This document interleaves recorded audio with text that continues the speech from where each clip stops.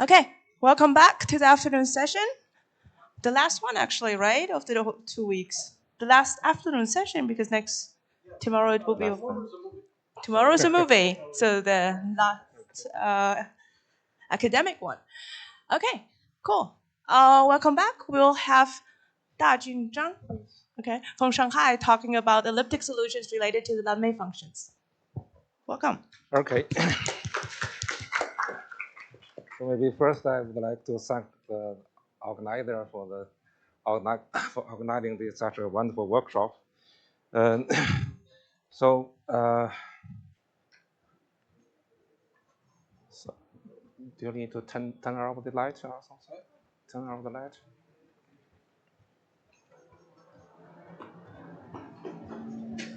Okay. So yeah.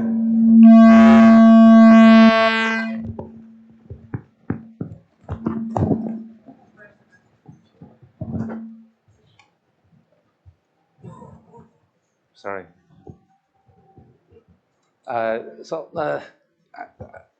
Okay, I should say something about Professor Creature. I would say Professor Creature because I have only very tiny overlap with him. That was in 2009 in Newton Institute. There was a half-year program on fully discrete integral systems. So I was there in a short period, and I think I have maybe just a few days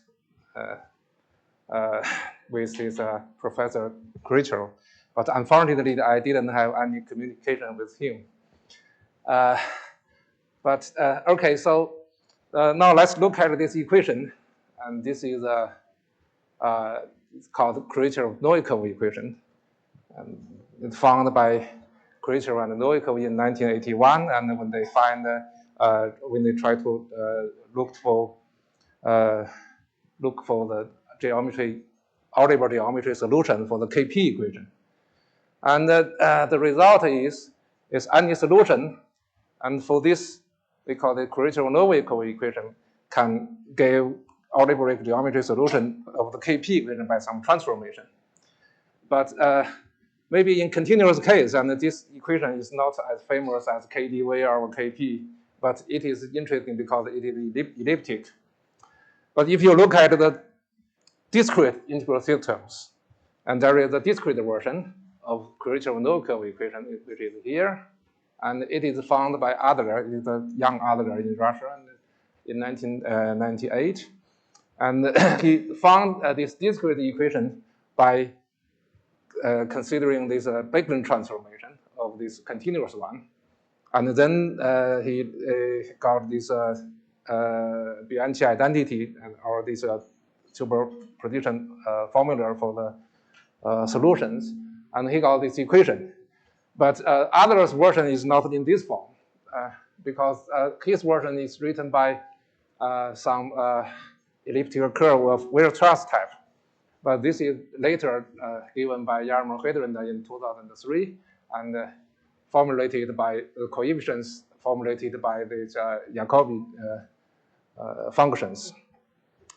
But anyway, if you look at this continuous limit, and from here, and you can get this. So this is exactly the integral discretization of the Creature-Novikov equation.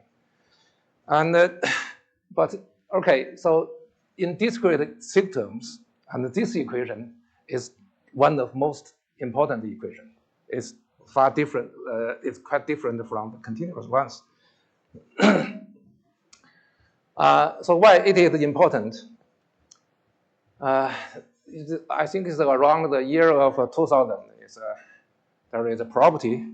It's called consistent. No, it's multidimensionally consistent.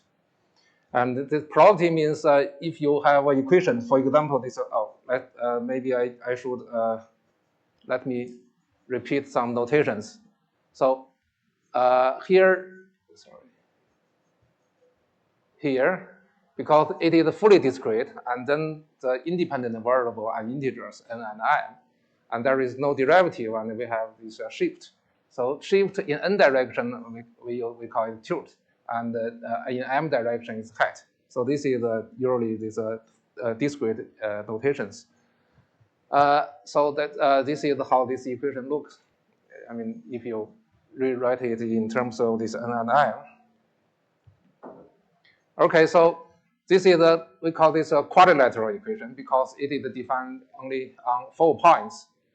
So for this kind of equations, and if you put the same equation on the 6th face of the cube, so that means you put the same equation on the 6th face of the cube, and if you give this initial value like this and this, and let's call it u and u tilde, u hat, and u bar, and then you can calculate this u tilde hat from the bottom, and you can calculate this u tilde bar from the left side, and also this height bar from the back side. And then you can also calculate this value, but there is 3 ways to get this value, either from the top or from the right or from the front. So definitely we hope this value is unique. But if it is unique, and then that means the equation is good, it's integrable in some sense. So this is called multidimensionally consistent property of that equation. And then this in 2003, the Adler, Bobinko, and Suris, they classified such kind of equation with some extra restriction. So the restriction is firstly the linearity, or a fine linear. A fine linear means if you look at that equation and it is linear in terms of u, and it is linear in terms of u tilde, and linear in terms of u hat, something like that, yeah. And this default symmetry and the Tirchelen property. And the Tirchelen condition, okay. Show the previous slide. Okay. When you multiply u by u tilde, you just multiply them as numbers? Or it was what? No, it's not number, they are function. U and u tilde are functions? Yeah, okay. U is the function of n and m, look. Yes. And this u tilde means n plus 1. So n and m are integers, they are independent variables, because this is the discrete, there is no continuous independent variables. Yeah. What is q u tilde? Multiplication. No, u is upstairs in the first slide. Yeah. This is the first slide, yeah. You mean this one, yeah, okay. U tilde is n plus 1. Yes. No, but when you multiply the value. Translation, just translation. The first line, q u tilde, what does that mean? The product of u times u tilde. No, you mean okay. You mean this? Yes. The this is multiplication. Yeah. What is p? P is a function of. No. P is okay. P is the space. We call the P the spacing parameter. Sorry, I should explain more about these notations. So okay. So P is the spacing parameter. Now you have these continuous ones. You have interval, and then you can discretize by this n times p, and then this point you can call this is x0 plus np, and then now you have this sum map from x to n, and x plus this p to n plus 1, this kind of thing here. And what is capital P? No, capital P, okay, the small p and the capital P are, they together they are points of this curve. What is R small? No, R small is also also on this curve, but they are related. But R is related to P and Q. It's some kind of addition. I think it's maybe you can say you can say 3 points, but you can also say 2 points because this R is in some sense yes, yes.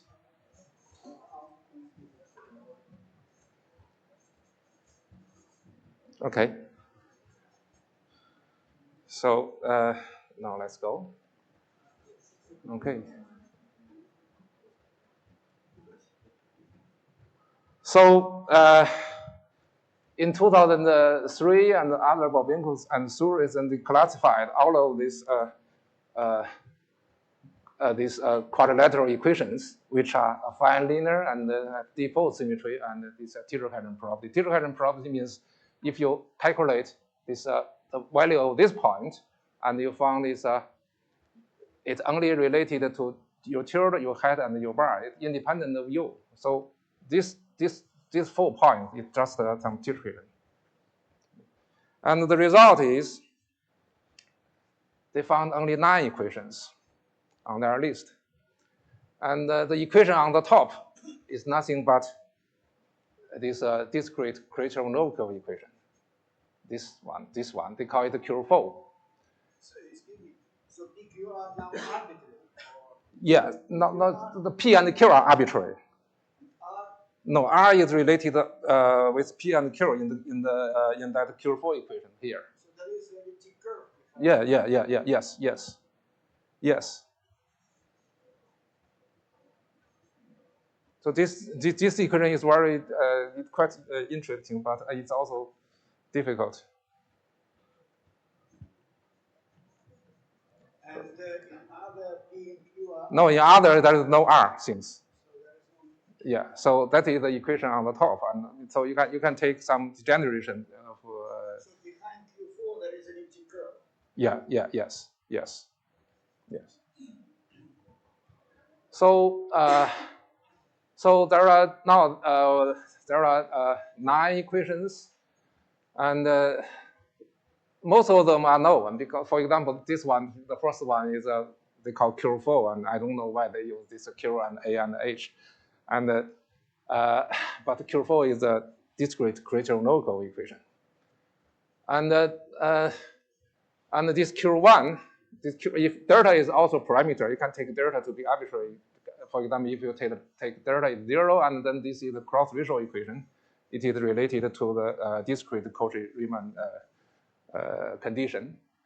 And this H1 is discrete potential KdV. And this H3, if delta is 0, H3 is modified KdV. So this is the classification, the result of classification by other Bobinka and Suris. But anyways, the discrete Kracher-Novikov equation is the most interesting and most difficult and the most important equation in this list. And all the lists are quadrilateral equations, or you can say this is the 2-dimensional discrete equations.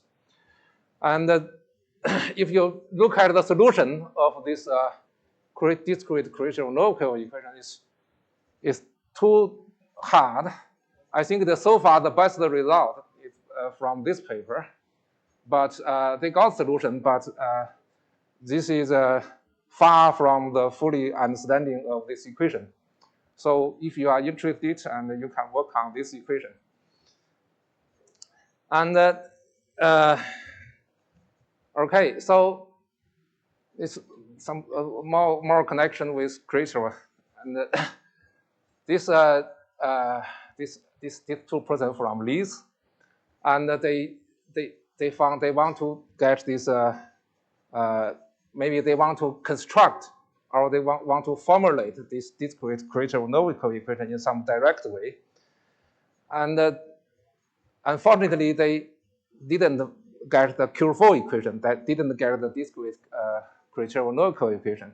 But fortunately, they got all of the solutions for other equations except this top equation. So this is another result. Okay. This is another result. And okay, now they call that solution is elliptic soliton. And actually, it is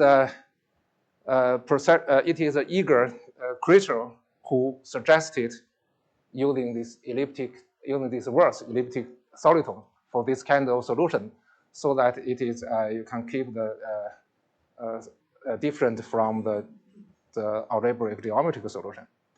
So what is the elliptic soliton? Elliptic soliton is the soliton solution is characterized by Lamé function. And if you look at this, for example, the KdV equation, And we have this usual one soliton solution. And this exponential function, we call this plane wave factor. And if you replace this plane wave factor by Lamé function, and you will got elliptic one soliton solutions. And if you look at the picture, and it looks like this.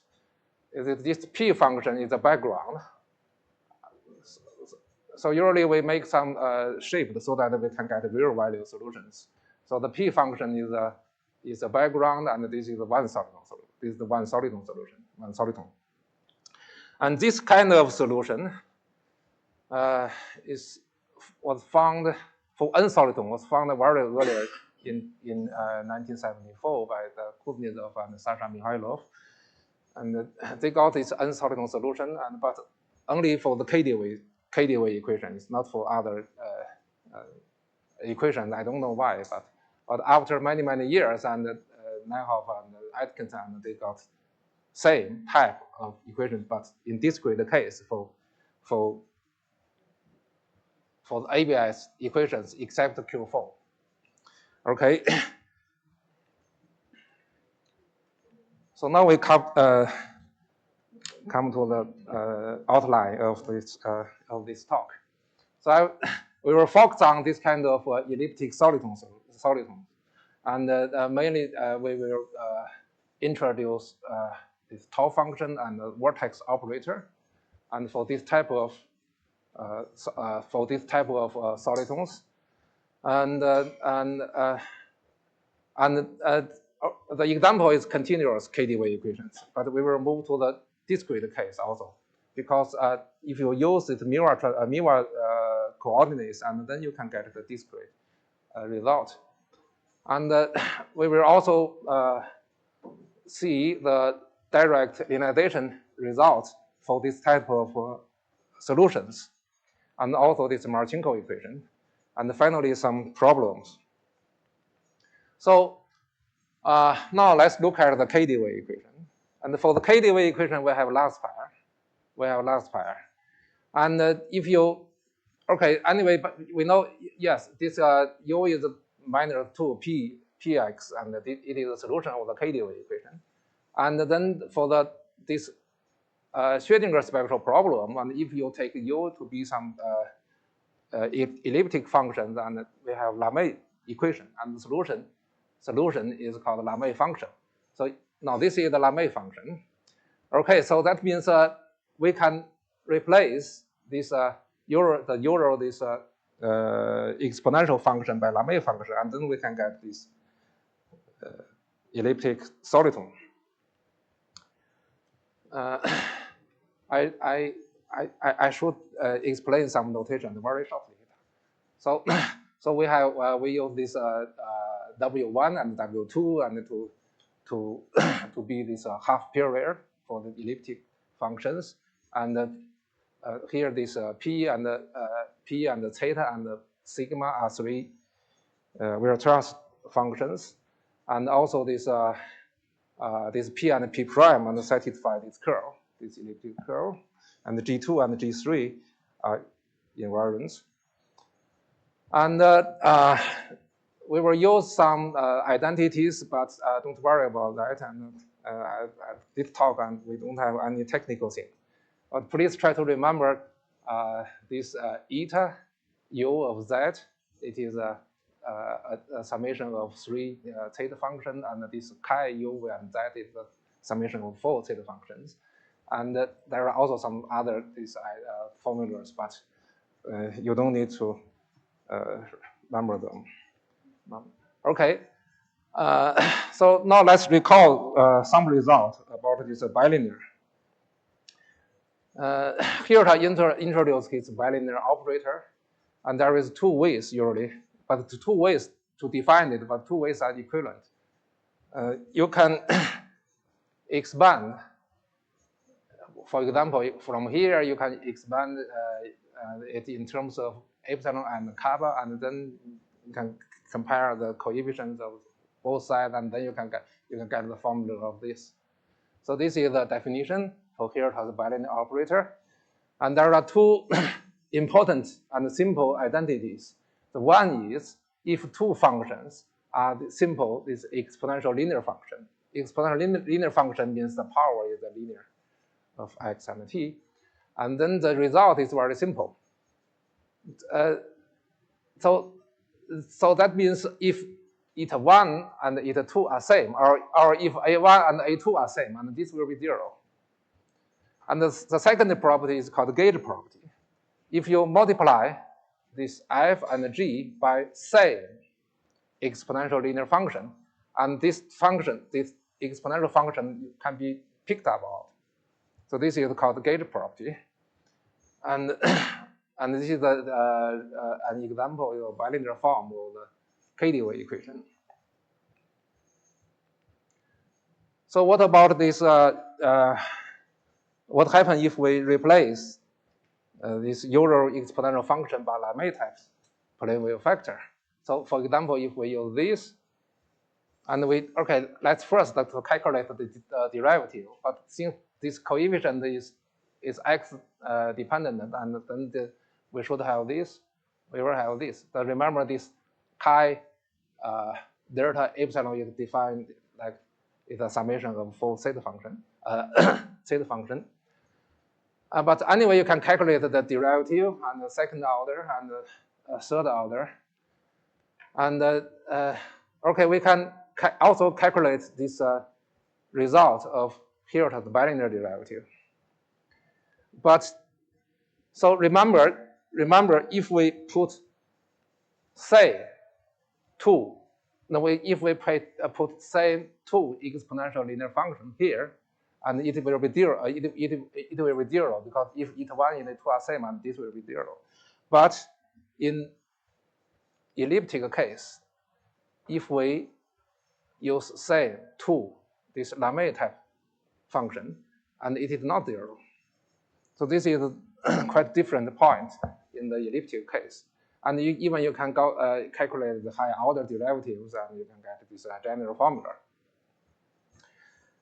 This is one thing different from the usual exponential function case. But if you want to calculate this higher order Hirsch's derivative, and you can use this formula, but this formula in practice it's not quite good because we need to calculate these things.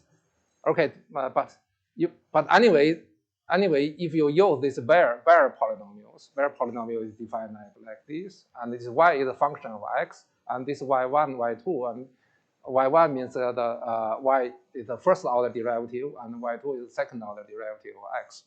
So using this Bayer polynomial, and you can get this some for any function, but not only for the Lamé-type. For any function, this ρ1 and ρ2, you can always have these formulas. But if they are Lamé-type function, and this GM is defined like this. Okay, so what about this gauge property? We multiply this f and g by Lamé-type function, and you will have this. And the second part is not 0 because this is not 0.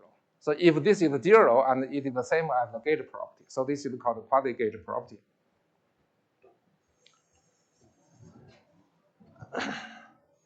So next is about the tau function and the vertex operator. This vertex operator is introduced by Leposky and Wilson in 1978, and they found this like as a representation for A11. And later is that Date, Kachvala, and Miwa, they introduced the time, and they got this, and they show, okay, this is some transformation from this n-soliton solution of tau function to n+1 soliton solution. So this vertex operator is some kind of transformation in the tau function space.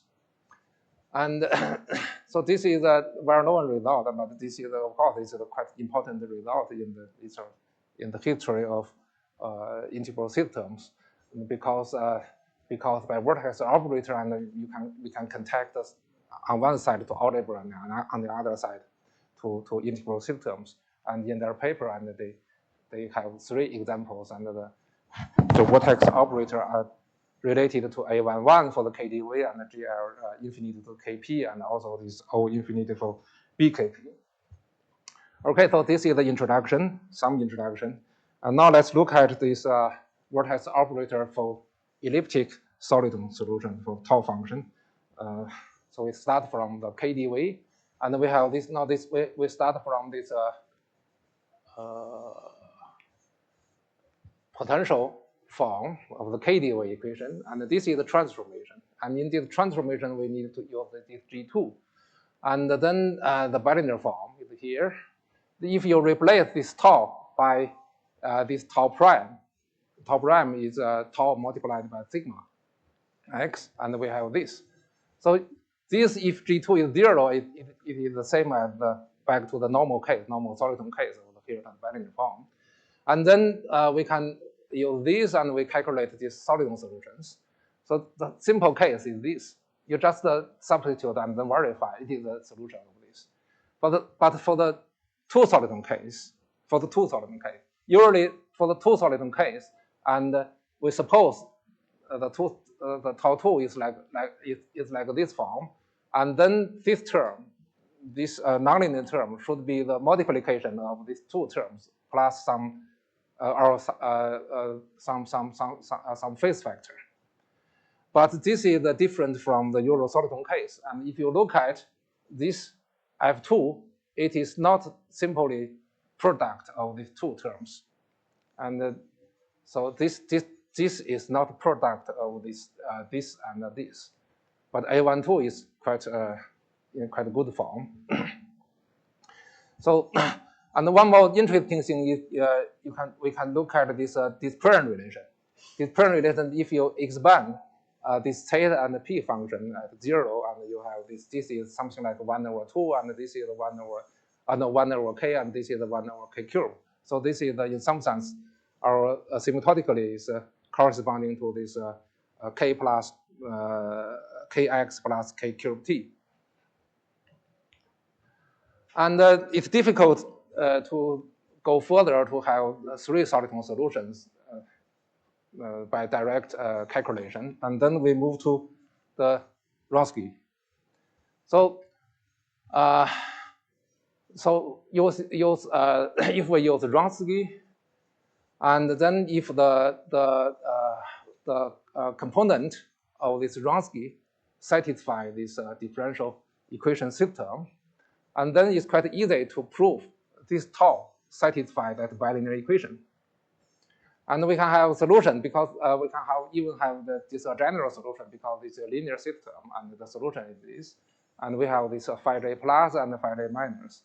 So, and this aj1, aj plus, and aj minus are arbitrary constant.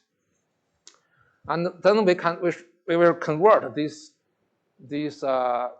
Wronski into Hilter's form, into this form, because once we have this Hilter's form, and then we will look at this vertex operator. So it turns out that we need to introduce a shift. Here the theory is not a discrete variable; it's just a shift for the x by this. And we introduce this tau tilde, we introduce this g tilde, and g is defined like this. And g is actually Wronski if you just use this part. If you take this aj plus 0 and aj minus is -1 to the j. And then that Wronski will give you this function g. And you make shift, and then this tau tilde divided by g tilde, and you have f, and this f is still the solution of the same bilinear equation. But if you in the normal soliton case, we don't need to make any tilde shift. But this f, and it has this form. This is the Hilter's form. And once we have this Hilbert form, and then we can introduce this vertex operator. This vertex operator is different from the classical soliton case. In the classical soliton case, and we have this operator form, and this operator form is the same as actually the same as the Euro-soliton case. But here, this is the dispersion relation part. It's different. We need to Lamé-type function, and we need to using the derivative of zeta function to define this. But this is different from this Euro-soliton case. And then you can prove that this is a transformation between this tau function between different soliton solutions. But what here is one more problem. One problem is we want to look at this algebra corresponding to this vertex operator, but so far no result. For the Euro-soliton case, it is A11 for the KD way, but we tried that for a long time. So far, we don't know what is the algebra corresponding to this vertex operator. And once we have vertex operator, and then we can go to find this bilinear identity, and we use this vertex operator, and we have this tau function. But this operator is some kind of square root of that vertex operator. We have 1 over 2 here, and this vertex operator is doubly periodic. No, not vertex. Okay, this integration and these two functions. If you look at Q, and it is doubly periodic with respect to Q, and then that means we can take this counter to be this boundary of this fundamental domain, and then the integration will be 0. So this is the identity. It is bilinear, and then we substitute this tau because this tau is already known. Tau is here, and we substitute this tau into here, and then you can count this residue, and you will find this all of the residues are this ki and minus ki. They are simple poles, and then you calculate the residue, and you will find they can be cancelled, and then finally, and this integral will convert it to this to calculate this residue at 0, and then we can calculate that. We can calculate this residue, and of course we need to introduce this Hilbert bilinear operator, and this is the Euro way. We can introduce this x and y. I mean, the t bar is x plus, and the t prime is x minus, and then in this way we can introduce this d operator. But up to here, and if you expand this function, or expand these two functions in terms of Q, and then you can calculate the residue, and then you can get the bilinear equation. But for this, it's impossible, because you can expand that, but you cannot get explicit formula for these coefficients. So it's difficult. It looks something like it's quite hard to calculate this residue.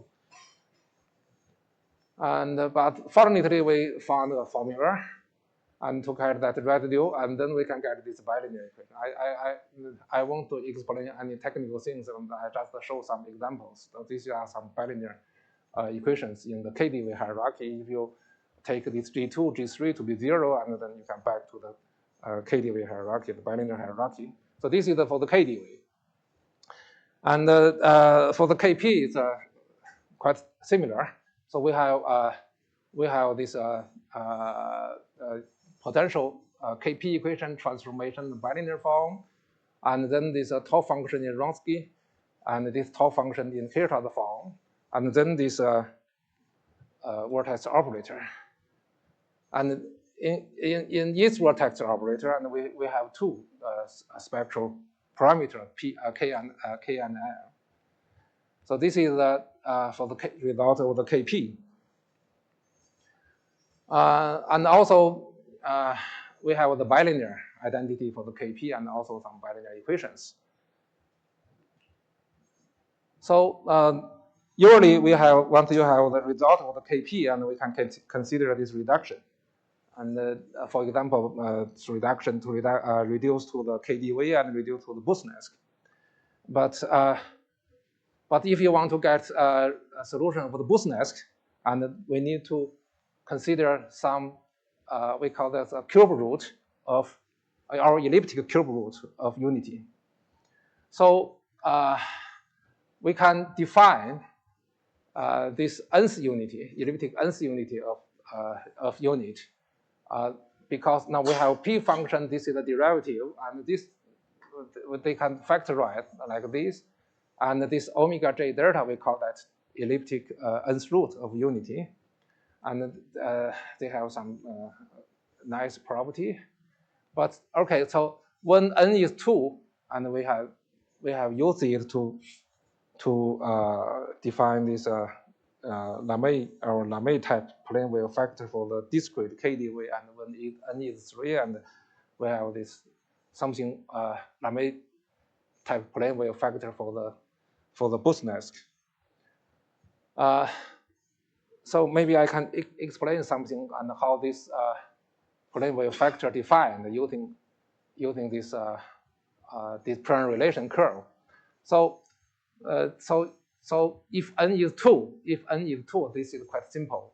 If we have p plus k and p minus k, because this root is just the k plus k and minus k, and this is the way to define the discrete plane wave factor. But if n is 3 and we have cube root, and we can have this plane wave factor for discrete Booth-Nask. So in elliptic case, and we can do that in the same way. But anyway, it's from here, and we can get, or we can study the Lamé-type solution, or our elliptic soliton for the Booth-Nask also. But we can also use that to consider the reduction. And for the reduction from the Kp to the KdV, it's quite easy. For the whole hierarchy, it is okay. But just you take this Li is minus Ki. But if you want to get the solution for the hierarchy of the Booth-Nask, it's almost no way. So why? Because, okay, so once you have, for example, once you have a cube root, and the cube root is automatically the 6th root of unity. But in the elliptic case, you have if you have a cube root, the cube root means this is 0. And okay, but if you look at the 6th root, and this should be 0. But this can be written in this form. So if it is a cube root, this is 0. But we need this 0, so here, that means either G2 is 0 or this is 0. So this is 0 means it is a square root, but it is not, of course, it's not a square root. So it must, G2 is 0. If you don't want to take G2 to be 0, then that means the cube root is not the 6th root in the elliptic case. So that means you cannot get a solution for the whole Booth-Nask hierarchy by reduction from the result of the Kp. This is the elliptic case, but in the Euro-soliton case, it is true. So this is a problem. Okay, so but of course we can look at the degeneration by period. If the degeneration means the discriminant is 0, and so the one result is this is the if you take G2, G3 like this, and you have this discriminant 0 discriminant, and then you can get this trigonometric case, and also this rational case. So this is not difficult. It's just show some formulas. This is the trigonometric, and this is the rational case. And also for the discrete, for the fully discrete, this is H1. Remember, this is the bottom equation of the Adler-Babingo series list. And so this equation can be binarized like this. If you want to get this elliptic soliton, and we need to some special settings. For example, this disk C is under the plus m epsilon, and this h is just a parameter.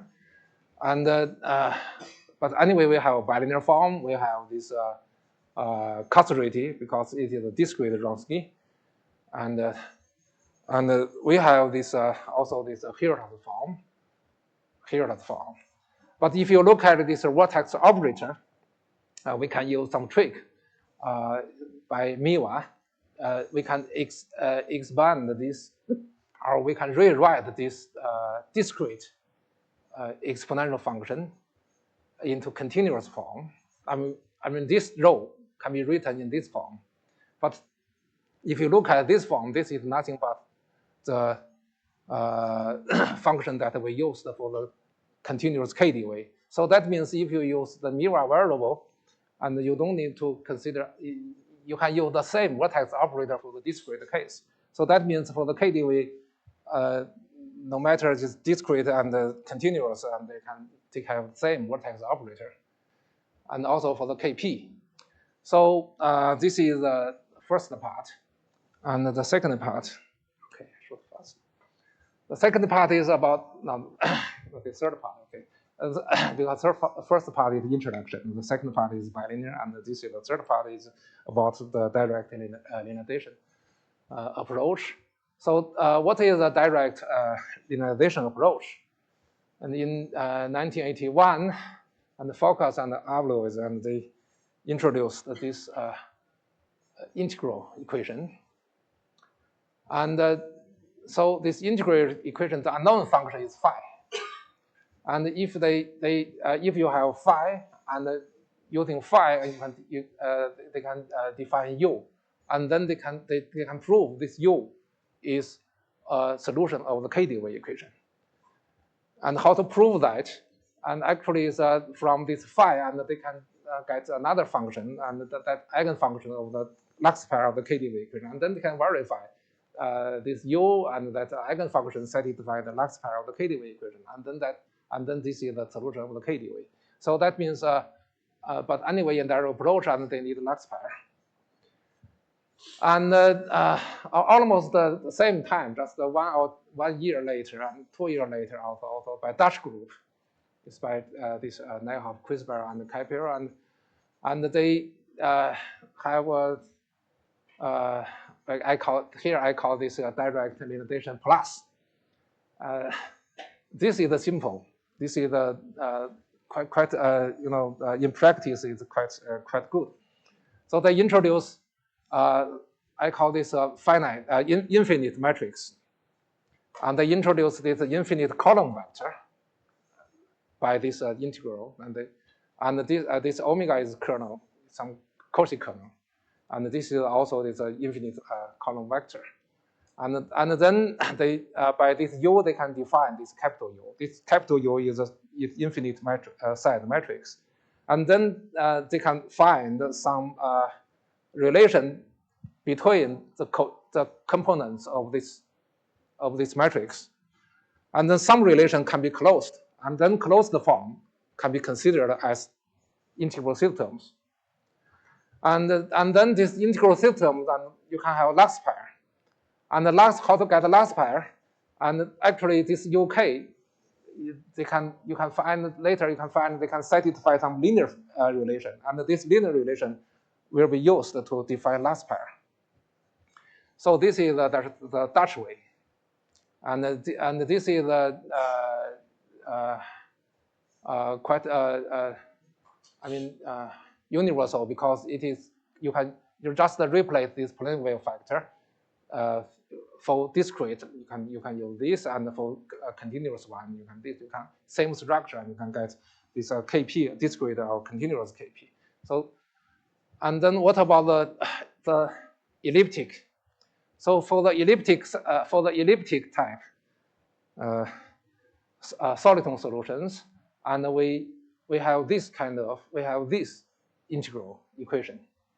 So you can compare make a comparison here, and we have rho k. This rho k is the Euro for Euro soliton. It's a Euro soliton plane wave factor, and here we have this omega, this Cauchy kernel, and for the elliptic case, we have several different things. And here this rho k is we call this elliptic version, elliptic plane wave factor, and this Cauchy kernel is not Cauchy kernel, it's the elliptic Cauchy kernel. And here we also need this. But anyway, this scheme works, and we can get this KP with the elliptic solutions. And also you can get this modified KP, you can get Schwarz KP, and you can also get the Busnelsk if you use this cube elliptic cube root of unity. And this is the Busnelsk.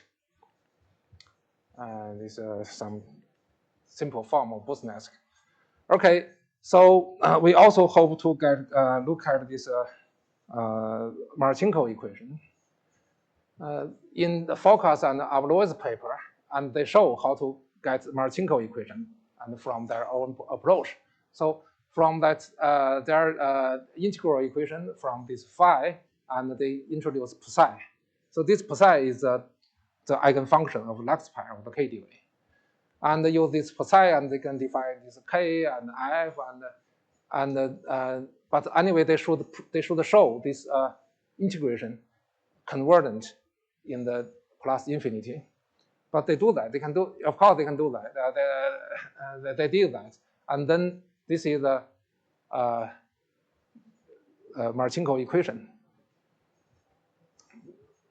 So what about the Marchenko equation for the elliptic case? But first, we need to deform this Foucault's and Avaloy's integral equation.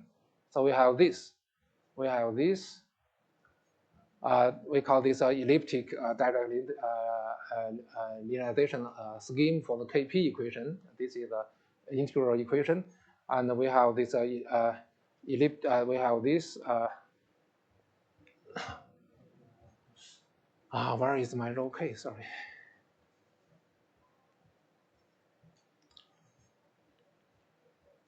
Okay, here. This is my rho k, and this is psi, and we have this. This is the KP, and we have this integral and equation, and we have this solution expression, and we can prove. You can prove that, and this U and this phi satisfy the Lux pair of the KP, and then that is the will give the solution of the KP equation, and then from this, and we can make some trick, because this is the well-known trick, is to get the real value of the function, elliptic functions. You can take this one period is real, and another one is a pure imaginary, and then you can make some analysis, and then by analysis we need to choose this some kind of domain for this R and M prime, and then you can get some real value functions, and also you can prove this is this integral can be convergent at plus infinity, and then it's okay, and then you can get this. We can introduce this k and f, and we can get this Marchenko equation for the KP. But of course, and the reduction is available, and you can we can get Marchenko equation for the KdV and also Busnelsk. So okay, so these are the third part, and this is the solution, the line soliton solution for the KP, and you can also have these two soliton solutions. So the final part is some problem. So the first problem is, like I mentioned, is a discrete creator of Novikov equation, and this is so far it's too difficult. Probably maybe after 5 years, and I can have some progress, and then I can report. But I hope is maybe you are also interested in this equation, and you can have some new result about that. And the second problem is the vertex operator for the elliptic soliton solutions, because so far we don't have any algebra correspondence with this kind of vertex operator. Without algebra structure, and we cannot go further. So this is also important thing, one thing. And the third thing is, let's just take the boostness as an example. Because the cube root, elliptic cube root, is not the elliptic sixth root. So that means you will have a problem if you, by reduction, to consider the solution of the whole boostness hierarchy. So how to get the elliptic soliton for the whole boostness hierarchy? Or is there any other way and to define this elliptic nth root? So this is the third question. And the last one is, we hope to formulate KP in Satow's approach. And somebody did that, is by this Saburo Kake, and he had a recent paper. And he found this with zero. And this is quite similar to the Euro-soliton case in the Satow's approach. And the coefficients for this with zero operator is this, and he found this, and he can define this pseudo differential operator, and like this. So that means, and this will be the solution of the KP. But this looks everything is good, but if you calculate the square, and we hope to have some truncation, from here, so that we can get this Schrödinger spectral problem or Schrödinger spectral operator. But this truncation does not work, because if you make truncation, that means this term should be zero. That means G2 should be zero, and all others should be zero. But it's impossible. So that means that this Kaka's, I think there is another way to formulate this Satow's approach. So this is my last problem to show that. I think I stop here.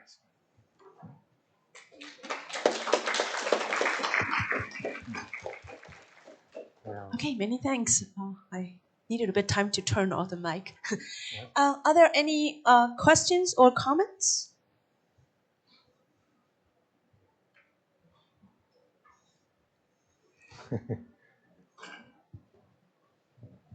So what does this mean? This means like you don't have a, so you can construct like a directly solution of the KDV.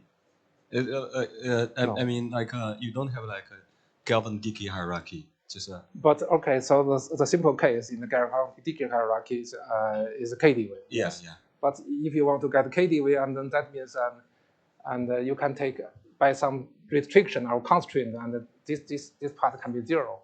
But now you can look at this cannot be zero.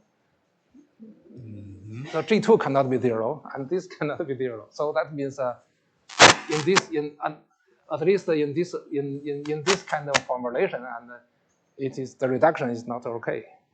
That's only because your L0 is very restrictive, right? Because you no, they said for the KP, L0 is for the KP. Yes. It's the pseudo just the pseudo differential operator for the KP. But I think he already take this the P function is like a background solution for the KP. Mm-hmm. But this is not the only choice, right? Of this L0. I think it's not only choice. Because there should be some good thing can be truncated. Right, because other coefficients of partial inverse, like partial negative to the i's, it seems like other coefficients are already determined in this case. But in general, it shouldn't be. No. Okay, thank you. But for the KP, and it works. You can get this Wronski solution for the KP. Are there further comments? Yes. Not about black spare. Yeah. Do you have any ideas how to construct new formulation for KP? Just I'm asking about this slide. Yeah, do you have any ideas how to construct new formulation? Okay, yeah.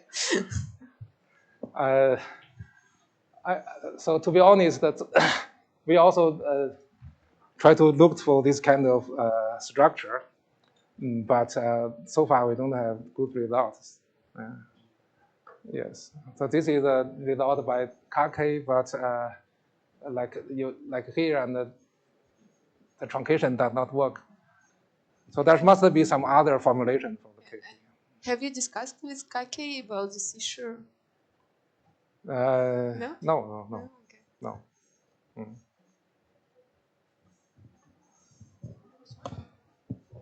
And I'm wondering, is there any semi-discrete analog of your elliptic solution? Yeah, yes. Yeah, there are. Yeah. You can formulate the elliptic solution for semi-discrete hierarchy by the similar approach. Yes, yeah, there are, because once you have fully discrete, and then you can have some semi-discrete. Yeah. Okay, any further questions? If that's not the case, let's thank the speaker again. Okay.